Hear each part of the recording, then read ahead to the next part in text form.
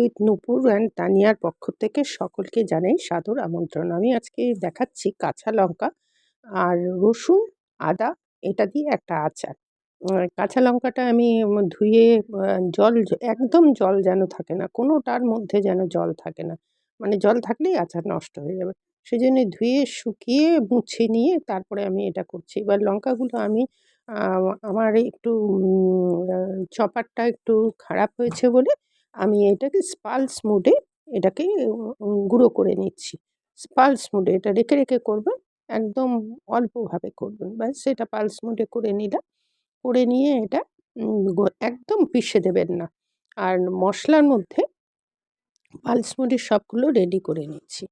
Ready করে নিয়ে এটা আ আপনার তারপরে আমি দেখাচ্ছি পরপর কী হয়। আমার পালস মোডে এটা করা হয়ে গেছে অ্যাম সমস্ত কিছু। এবার এর মধ্যে মশলার মধ্যে হচ্ছে আপনার ধনে না সরি ধনে না, মৌরি, মেথি আর সর্ষে। আমি আর কিচ্ছু দেব না। আর ধনে-টনে কিচ্ছু দেব না। আর বিট নুন দেব, আর এমনি রেগুলার সল্ট দেব, আর ভিনিগার দেব। আমি লেবু দেব না। কারণ এটা অনেকদিন থাকার জন্য আমি এটা করছি। বাই দ্য ওয়ে আমি নূপুর, আপনারা দেখছেন smile with Nupur and Tania. এবার এর মধ্যে হিং দিয়ে দিলাম। হিংটা দেবেন, খুব ভালো লাগবে। আর তেলটা আমি গরম করে ঠান্ডা করে নিয়েছি। আর ওর মধ্যে একটু হলুদ দিয়ে রেখেছিলাম, সেটাও দিয়ে দিয়েছি। সমস্তটা তেলটা দেওয়ার পরে তেলটা দিয়ে নাড়াচাড়া করে আপনি এর মধ্যে এমনি রেগুলার সল্টটা দেবেন, আর একটু হলুদ দিয়ে দেবেন কালারটার জন্যে, জাস্ট কালার। হলুদ দেওয়ার অন্য কোনো উদ্দেশ্য নয়, উদ্দেশ্য হচ্ছে কালারটা ভালো লাগবে দেখতে। আর এই রেগুলার সল্ট দিয়ে দিলাম। আবার এটা দিয়ে একটু নাড়াচাড়া করে রেখে দেখুন এটাকে একটু মিশিয়ে দেবেন। উম এবারে মেশানো হলো।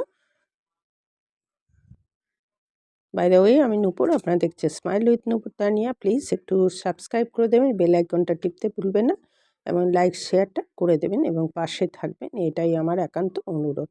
এবারে একটা কাঠকলার মধ্যে আমি কাঠকলাটাকে পুড়িয়ে নিয়ে এসেছি এবং তার মধ্যে রসুনের খোসাটা দিয়ে দিয়েছি। সেটা দিয়ে যে স্মোকিটা এসছে সেইটা দিয়ে, আর এর মধ্যে আমি একটু কালো জিরা দিয়ে ভালো করে, কালো জিরা অবশ্যই দেবেন।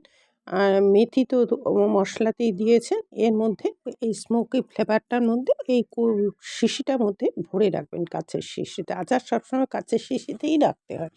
এবার এইটা যে আপনি রেখে দিলেন এই স্মোকি ফ্লেভারটার জন্যে, আপনার অনেক দিন এই আচারটা টিকে থাকবে। এটা হচ্ছে একটা ট্রিক্স। এই ট্রিক্সটা অবলম্বন করবেন, তাহলে দেখবেন বেশ ভালো হবে। আর এই আচারটা বহুদিন থাকবে। আপনি রুটি, পরোটা, লুচি যাই হোক এই ধরনের জিনিসের সাথে